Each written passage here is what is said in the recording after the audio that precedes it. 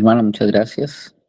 Bueno, buenos días para todos. Un placer, un privilegio poder estar aquí esta mañana. Bueno, hoy vamos a hablar eh, de la obediencia, vamos a hablar de la gracia y que el Señor tenga misericordia de nosotros, nos permita entender y sobre todo nos permita llevar a la vida sus palabras. Em, ¿Quién se anima hoy a leer el devocional? Mis hermanos, mis hermanas. Sandra, bien, pues gracias. Buen día, queridos hermanos. Agosto 27. Encontrar favor. Pero Noé halló gracia ante los ojos del Señor. Génesis 6:8. El Noé de la imaginación popular es un gigante espiritual, un héroe de la fe. Sin embargo, en realidad era solo un hombre común y corriente. Era como todo el mundo. Mientras realizaba sus tareas diarias, se ganaba la vida y criaba a sus hijos. Antes de que se desarrollara la historia de Noé, se nos dice que el Señor vio que era mucha la maldad de los hombres en la tierra y que toda intención de los pensamientos de su corazón era solo hacer siempre el mal. Y al Señor le pesó haber hecho al hombre en la tierra y sintió tristeza en su corazón. Génesis 6:5-6. Aquí no se hacen distinciones, sin excepción. Toda la raza humana estaba involucrada en la maldad, incluyendo a Noé.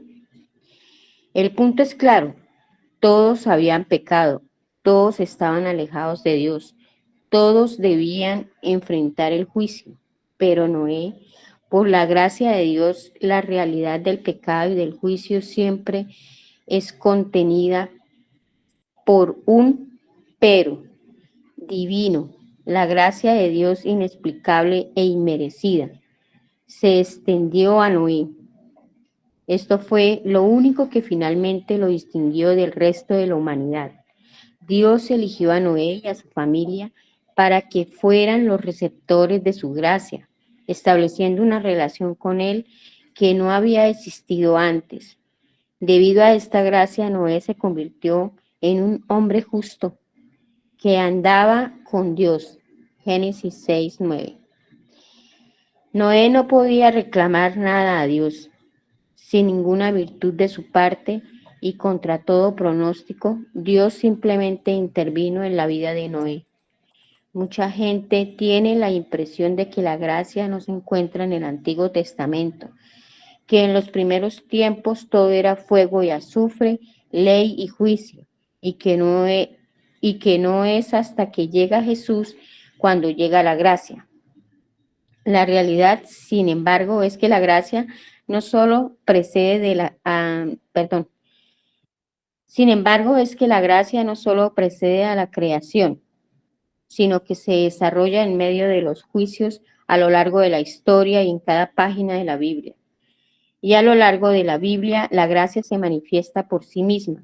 Noé construyó un arca en obediencia a la palabra de Dios cuando la palabra de Dios era todo lo que tenía para seguir adelante. Cuando experimentamos la gracia en toda su plenitud, nos hace disminuir y exalta a Dios. Nos hace darnos cuenta de que la vida gira en torno a Él y a su bondad para con nosotros. Nos mueve a confiar en su palabra y obedecer sus mandamientos. Lo único que te distingue de la cultura que te rodea es lo mismo que distinguió a Noé de la gente de su tiempo, el favor inmerecido y extendido de Dios. Así que mantente en guardia contra el orgullo espiritual como contra la transigencia con el mundo. Ninguno de nosotros es lo suficientemente inteligente como para comprender la idea de la salvación o lo suficientemente bueno como para merecer el gozo de la salvación. Tú y yo no somos merecedores, sin embargo, Dios ha intervenido. Solo cuando la gracia de Dios se apodere de nuestros corazones, podremos, como Noé, seguir el camino de nuestro Creador en lugar del camino de nuestro mundo. y vivir con humildad, obediente y esperanza confiada. Solo la gracia tiene ese efecto. Génesis 6. Amén. Hermana, muchas gracias. Sí, la gracia, obediencia. Vamos hoy a meditar un poquito sobre eso y que el Señor nos guíe eh, a toda verdad y sobre todo al arrepentimiento para hallar misericordia y podamos glorificarle y honrarle. Dice Hebreos 11, es pues la fe, la certeza de lo que se espera, la convicción de lo que no se ve, porque por ella alcanzaron buen testimonio los antiguos. Por la fe entendemos haber sido constituido el universo por la palabra de Dios, de modo que lo que se ve fue hecho de lo que no se veía. Nosotros, hermanos y hermanas, eh, vivimos por gracia, somos salvos y vivimos esta vida de la cruz, del camino de la cruz, por gracia. Y si esto hoy lo podemos entender bien, vamos a estar bien. De lo contrario, el fariseísmo en nuestras vidas será una constante. De lo contrario, estaremos sentados en el banquillo del juez, evaluando a todos y a todo en términos de bueno o malo. Que el Señor nos permita hoy entender que desde siempre,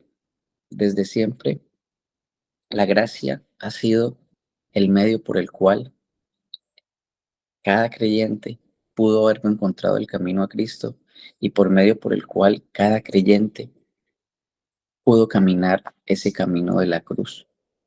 Dice Hebreos 11:4, por la fe Abel ofreció a Dios más excelente sacrificio que Caín, por lo cual alcanzó testimonio de que era justo.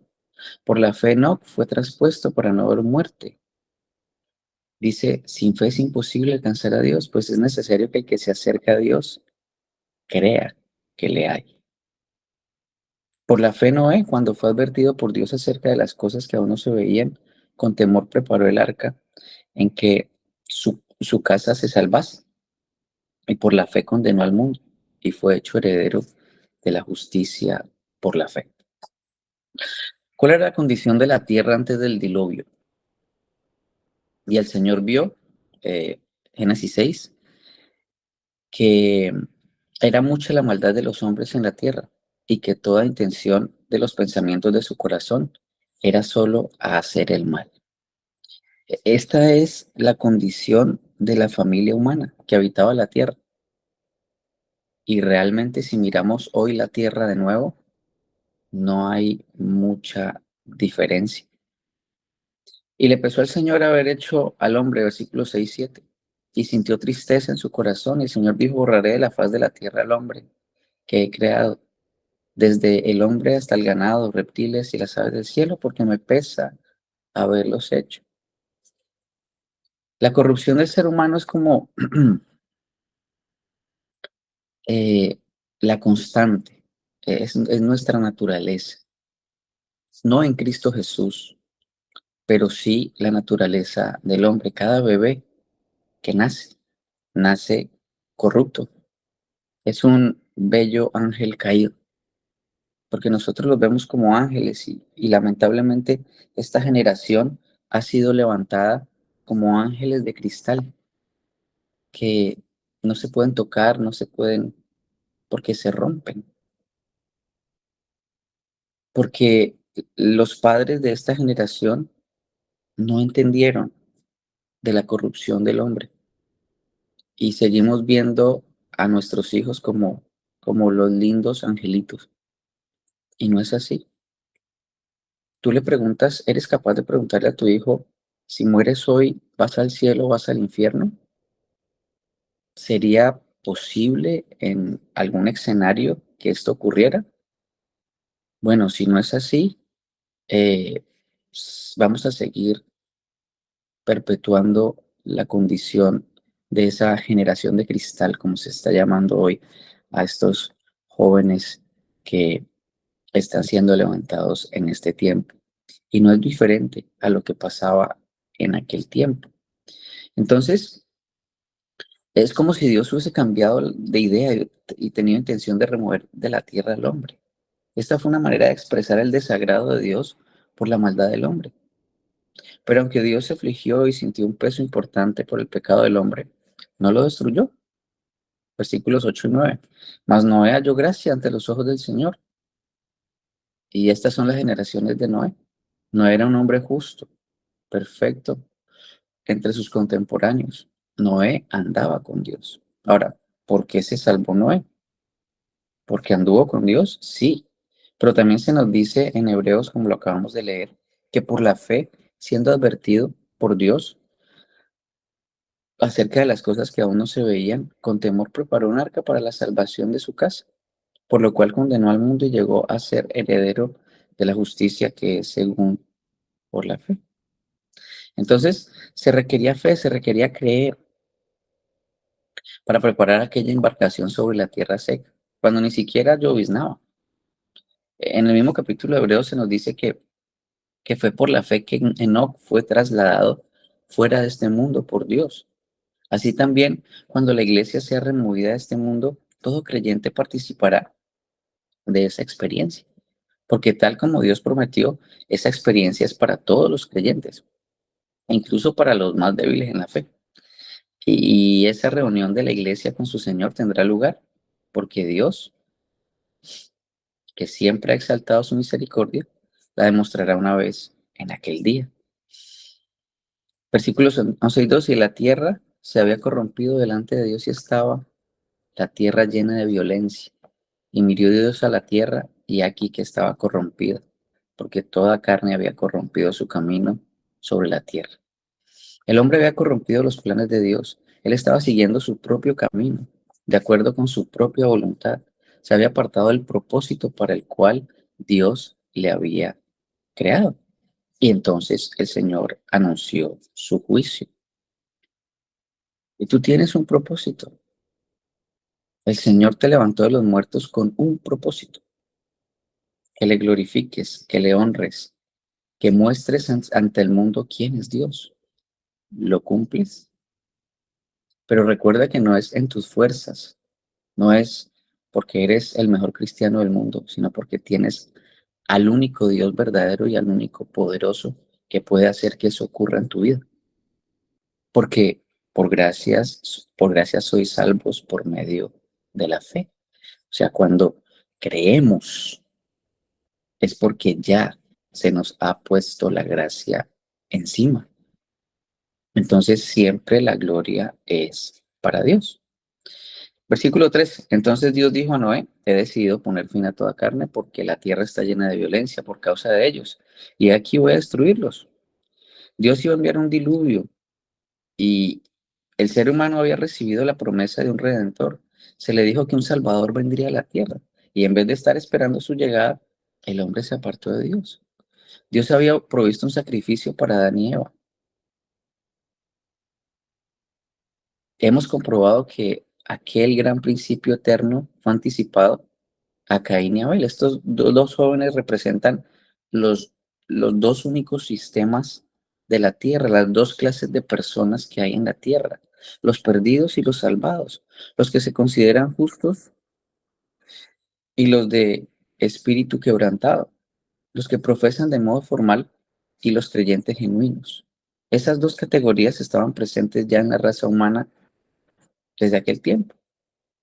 Vemos que los patriarcas habían vivido una vida tan larga. Si miramos Génesis ahí arribita, vamos a mirar cuántos años vivió tal, cuántos años vivió tal, cuántos años vivió tal. Y eran mucho tiempo.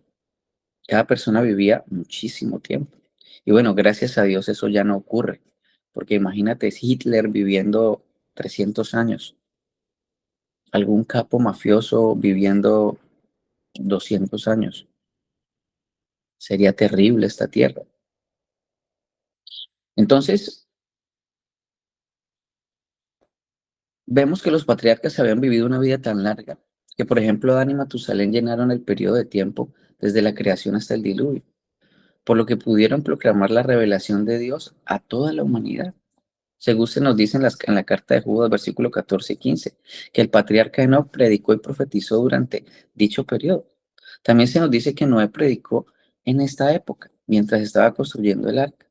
Cuando Enoc desapareció, semejante acontecimiento debió haber puesto sobre aviso a la gente acerca de la intervención de Dios en los asuntos humanos. De la misma manera, todos conocieron la vida de Matusalén y el significado de su nombre. Por eso, eh, este murió. Debía haber sabido que vendría un diluvio. Y finalmente también estaba el ministerio del Espíritu. Dios dijo que según el versículo 3, que su Espíritu no estaría siempre presionando al ser humano.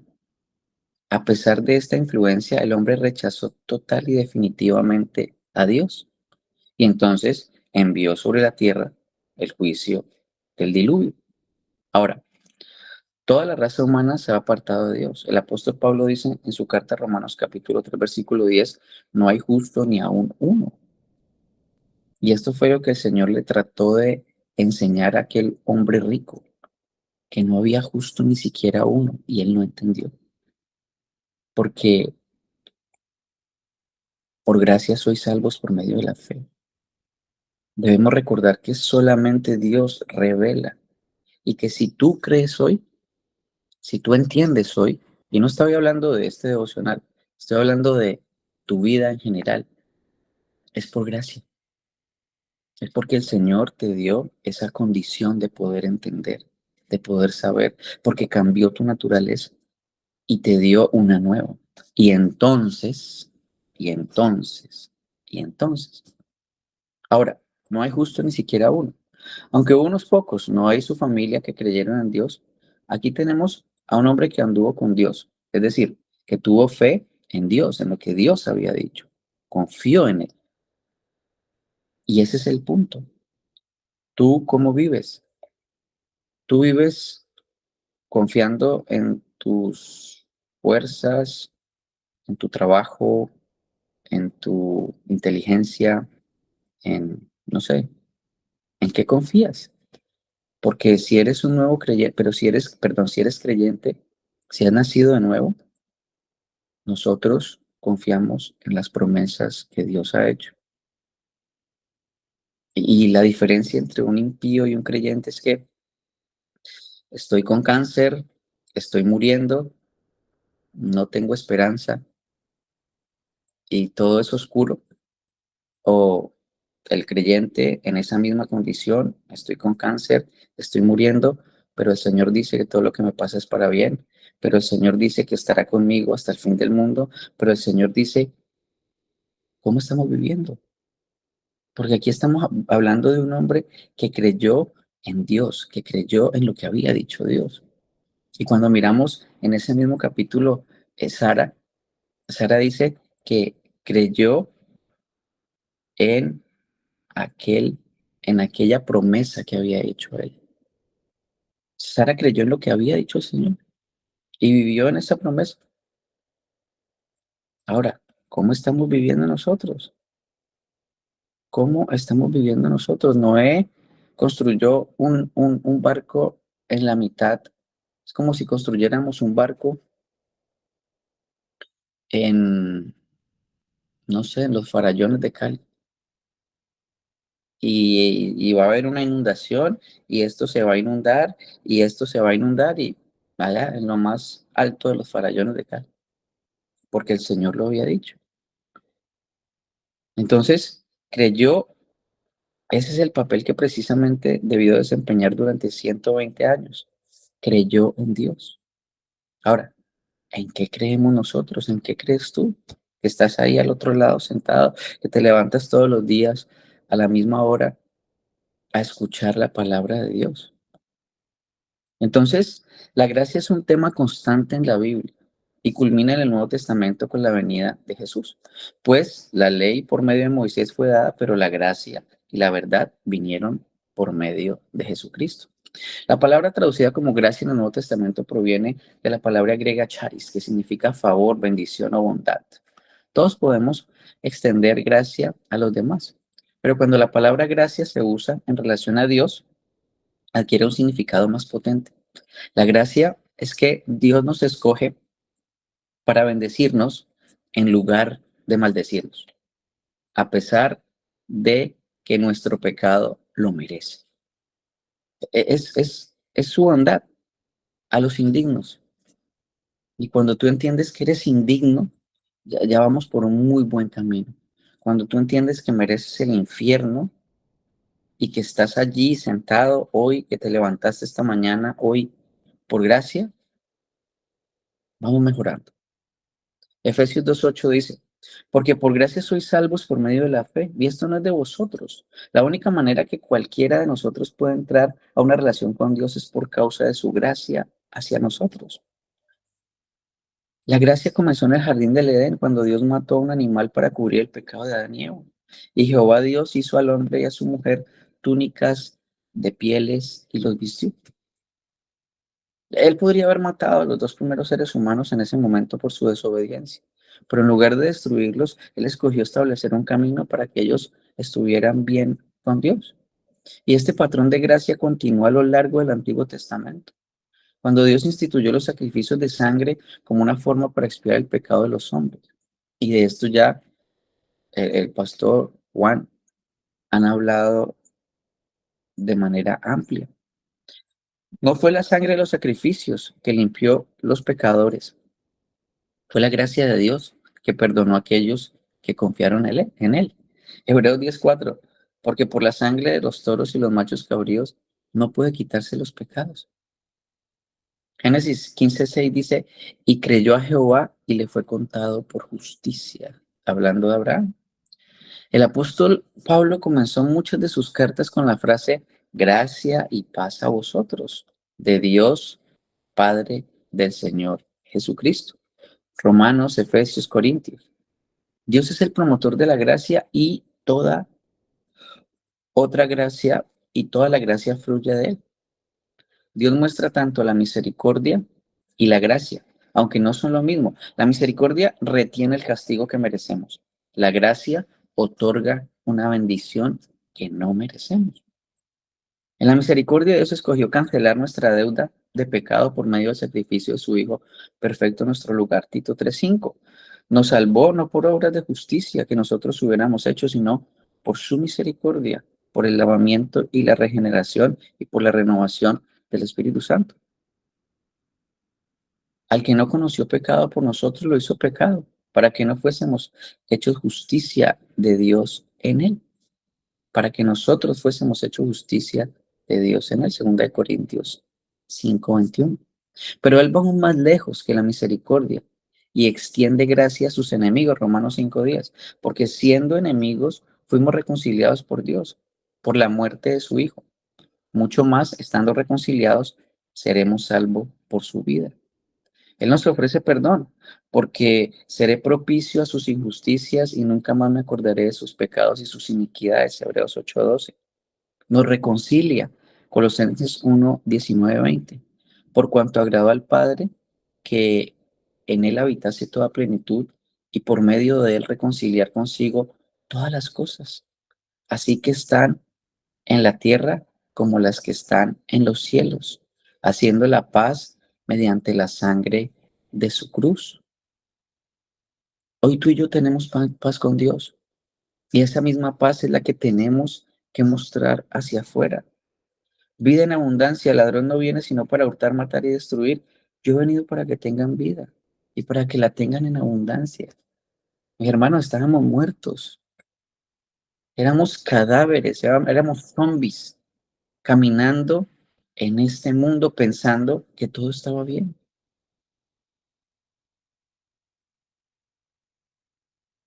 Vended lo que poseéis y dad limosna. Haceos bolsas que no se envejezcan, tesoro en los cielos que no se agote, donde el ladrón no llega ni la polilla destruye. ¿A dónde está tu tesoro? ¿Qué es lo que más valoras en esta vida? Si no es Cristo, hoy es un buen día para ir en arrepentimiento y fe. Si no son sus promesas, hoy es un buen día para ir en arrepentimiento y fe. Si vosotros siendo malos sabéis dar buenas dádivas a vuestros hijos, ¿Cuánto más vuestro Padre Celestial dará el Espíritu Santo a los que se lo pidan?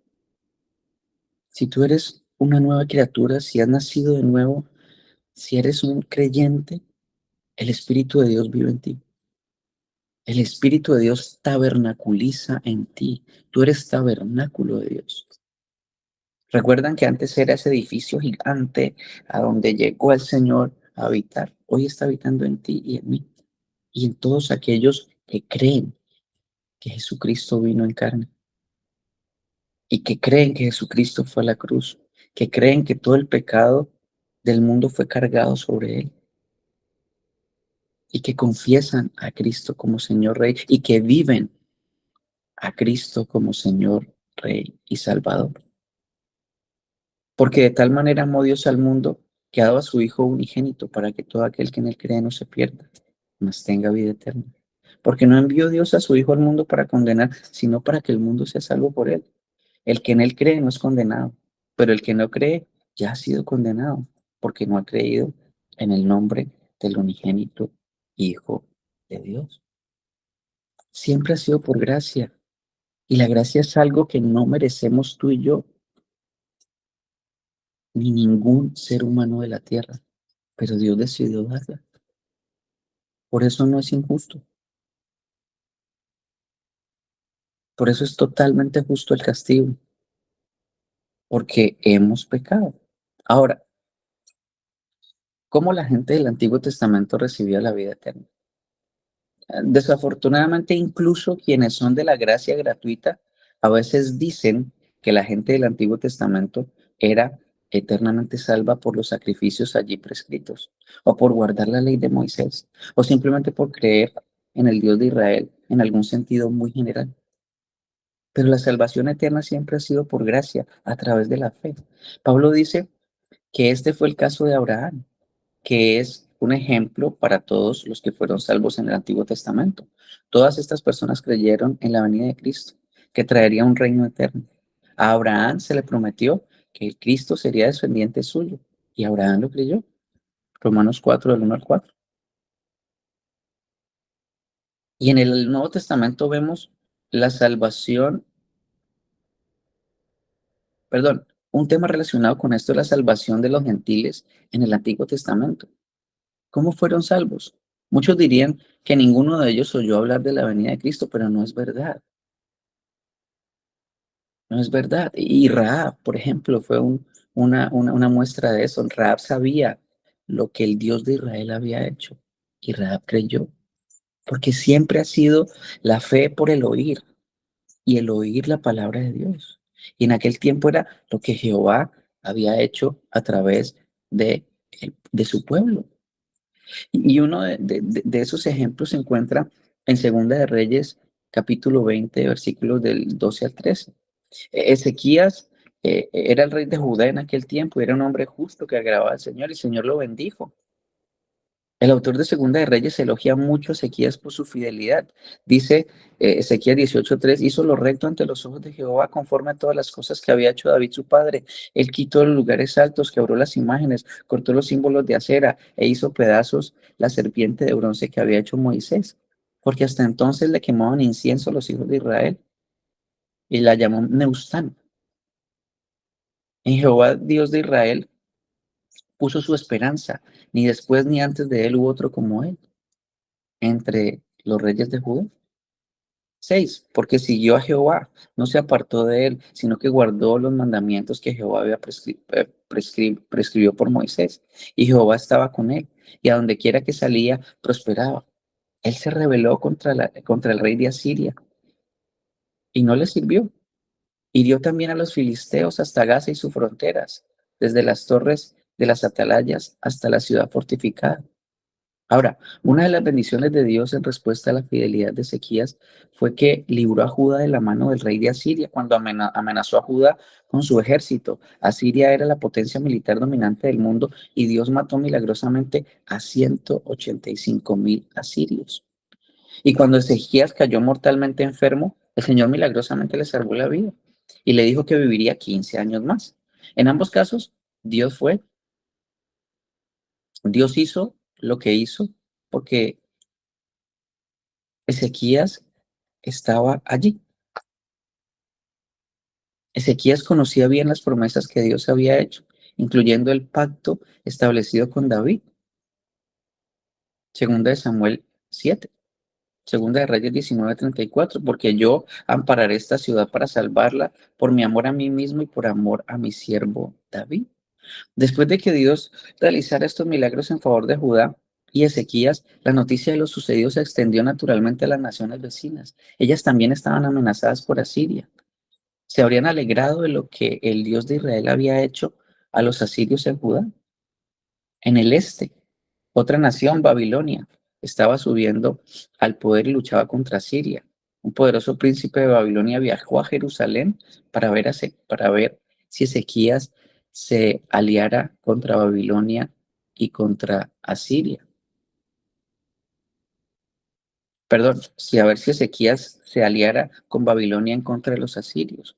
Y bueno, ahí Ezequías se equivocó porque ninguno de los reyes de Judá era el rey verdadero. El rey verdadero es Cristo.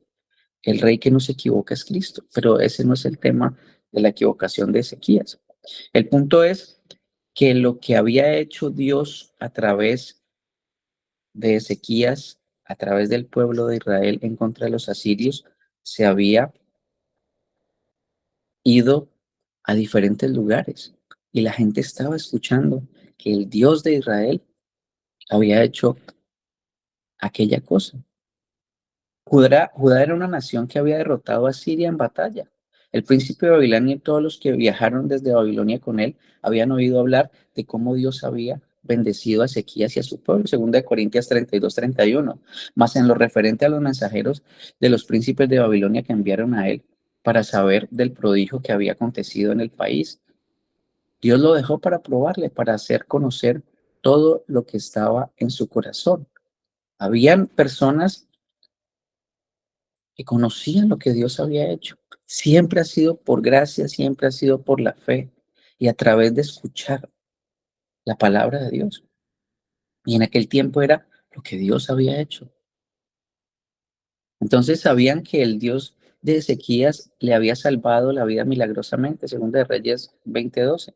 En aquel tiempo Merodac Baldán, hijo de Balán, rey de Babilonia, envió mensajeros con cartas y presentes a Ezequías porque habían oído que Ezequías había caído enfermo. Ahora, ¿qué mejor aliado podían tener? Tal vez podrían beneficiarse del poder que Ezequías y su pueblo habían experimentado. Cuando estos líderes extranjeros pasaron tiempo con Ezequías, ¿qué les habría dicho Ezequías? Les explicó cómo su pequeño ejército había derrotado a los poderosos asirios. Les habló de la palabra de Dios hablada a Isaías y de la promesa hecha a la nación de que un día el hijo de David gobernará Jerusalén sobre un reino extranjero.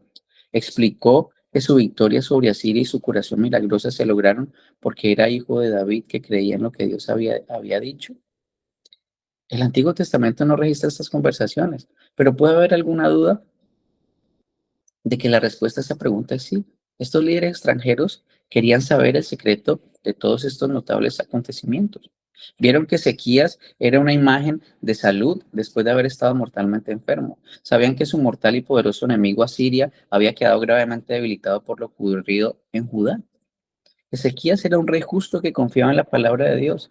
Él les habría contado a estos hombres lo que Dios había hecho y había dicho. Ellos habrían regresado a Babilonia y contado a muchos otros las cosas que habían oído de Dios y que habían visto. Y seguramente conocían al Dios de Israel y a su promesa de un rey venidero. No sabemos cuántos de los que oyeron creyeron lo que Ezequías había dicho. Habían sobradas pruebas de que decía la verdad. Estaba ante sus ojos, pero una cosa sí sabemos. El mensaje de la venida de Cristo sin duda salió a las naciones. Ahora, ¿qué hacemos con este mensaje? Ni antes en el Antiguo Testamento ni ahora la salvación ha cambiado. Fue por gracia a través del oír la palabra de Dios y es por gracia a través del oír la palabra de Dios. Ahora, la obediencia es esencial y vamos a hablar de la obediencia en este último tramo para el estudio y comprensión de la Biblia. Y Abraham, el antiguo patriarca, es un ejemplo de ello. Dios le apareció cuando le llamó a la ciudad de Ur de los Caldeos, y otra vez cuando ya estaba en la tierra prometida. Pero cuando vino el hambre, Abraham huyó a Egipto, y durante este tiempo Dios no le habló, hasta que Abraham no estuvo de regreso en aquella tierra prometida. Dios no se le volvió a aparecer. ¿Por qué? Abraham no mostró obediencia en cuanto a lo que Dios ya le había revelado. Dios no estuvo dispuesto a revelarle ninguna nueva verdad. Y así sucede con nosotros. Tenemos una misión: predicar el Evangelio de Cristo. Y el Señor dice que cuando somos reacios, cuando somos duros con nuestras esposas, nuestras oraciones no pasan del techo de la casa. Hermano, ahora podemos obedecer, hoy podemos obedecer. Antes no. Antes, recuerden que todos nuestros deseos y anhelos eran en contra de lo que Dios decía, por naturaleza y por voluntad. Ahora que el Espíritu Santo habita dentro de ti, habita dentro de mí, podemos decir sí a lo que el Señor dice. Dice, el documento más importante que jamás ha sido escrito sobre el Evangelio es la Epístola a los Romanos. Y su autor, Pablo, incluyó en el Evangelio el asunto de la obediencia, con el cual comienza su carta. Por quien recibimos gracia y el apostolado para la obediencia a la fe en todas las naciones por amor de su nombre, Romanos 1:15. Y otra vez al final de la carta Pablo recurre nuevamente a este tema, pero que ha sido manifestado ahora y que por las escrituras de los profetas, según el mandamiento de Dios eterno, se ha dado a conocer a todas las gentes para que obedezcan a la fe. Romanos 16:26. Para que obedezcan a la fe, y ese es el tema inicial y final que resalta Pablo en, en el libro de los Romanos. ¿Qué hay en la parte central, en medio de la carta? El autor nos expone que el Evangelio, en esa gran sección doctrinal, y luego concluye en la parte final con una sección que trata sobre los deberes y responsabilidades. O sea, qué es lo que tenemos que hacer. Pero Pablo incluye así el tema de la obediencia como un tema esencial. La frase obediencia a la fe de la última cita bíblica del apóstol nos hace pensar que allí es donde se equivocaron Adán y Eva. Eva no solamente escuchó a Satanás, el enemigo de Dios, sino que también desobedeció a Dios. La obediencia a Dios es muy importante y debemos reconocer que Dios no nos continuará revelando la verdad si somos desobedientes. Tenemos que obedecer a la Biblia si hemos de beneficiarnos de su lectura. La obediencia es también importante porque hay personas que evalúan el cristianismo por lo que ven en ti y en mí, es decir, en base a nuestro comportamiento. Un escritor ha dicho acertadamente, la mejor manera de defender el Evangelio es vivir una vida digna del Evangelio. Esta es la forma de probar que es la palabra de Dios. Y miren esta historia. 4 líderes religiosos estaban hablando sobre los méritos y diversas traducciones de la Biblia. Al primero de ellos le gustaba una por su sencillez y su belleza clásica del idioma. El segundo prefería otra versión porque era más literal y cercana a los textos originales en hebreo y griego. Al tercero le agradaba otra versión que era más moderna y su vocabulario más actual. Y el cuarto líder permanecía en silencio.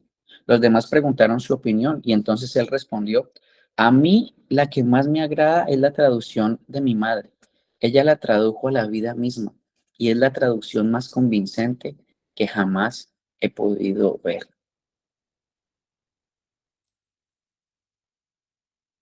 Dice Pablo en 2 Corintios 3:2-3.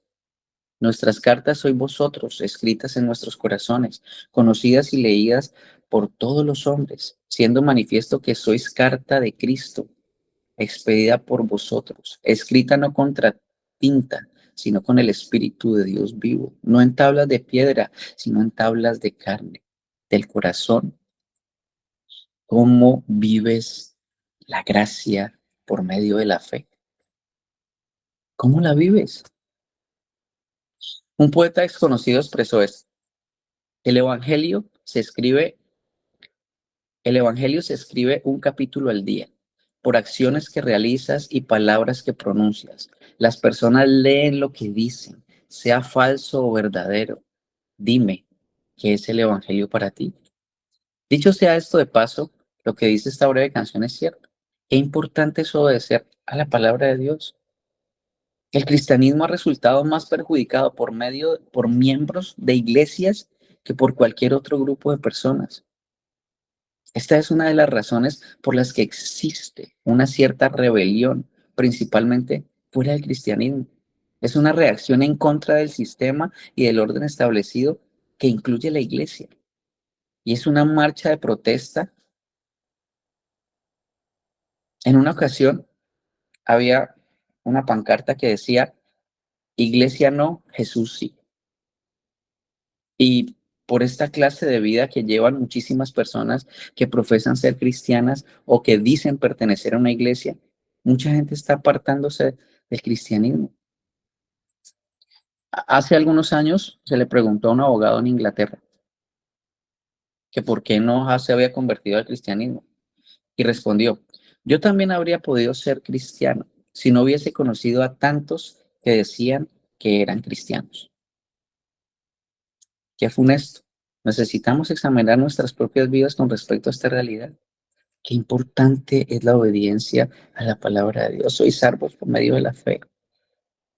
Pero eso debe significar algo para ti y para el resto de personas que te conocen. Mis hermanos,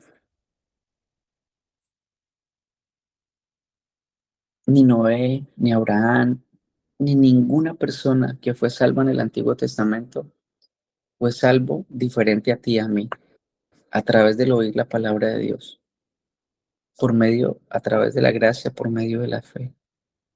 Y ahora, y ahora, cuando Pablo dice, todo lo puedo en Cristo que me fortalece, Pablo sabe que tenemos abundante gracia, pero es bastante instructivo ver que para el apóstol la gracia no solo es el perdón para sus pecados, es decir, la gracia de Dios en Cristo no solamente suple el perdón, no solamente repara, no solamente cubre los pecados que cometemos, sino que también es poder de Dios para no pecar. Es poder de Dios para vivir esa vida que Él nos mandó a vivir. La gracia también es poder que transforma, es poder que capacita, es poder que fortalece para servir, obedecer y glorificar a Dios. El Cristo resucitado, por medio de su Espíritu, habita en cada creyente para fortalecerlo en la tentación, para sostenerlo en la adversidad y para capacitarlo para vivir la gloria de Dios. Por eso decía, todo lo puedo en Cristo que me fortalece. Filipenses 4:3. La fortaleza para vivir la vida cristiana radica en su poder. Por lo tanto, entre más lleno de su palabra estemos, entre más oremos, entre más contacto tengamos con los medios de gracia, mejor podremos vivir esta vida. Porque es en sus fuerzas. El que es débil diga fuerte soy. Aquí tiene sentido todo esta frase. Porque en tus fuerzas lo único que vas a hacer es dar mal testimonio. Que el Señor nos ayude a vivir conforme a su voluntad. Que el Señor nos ayude a compartir de la gracia por medio de la fe a través de presentar tu vida como cartas que se puedan leer para la gloria de Dios. Padre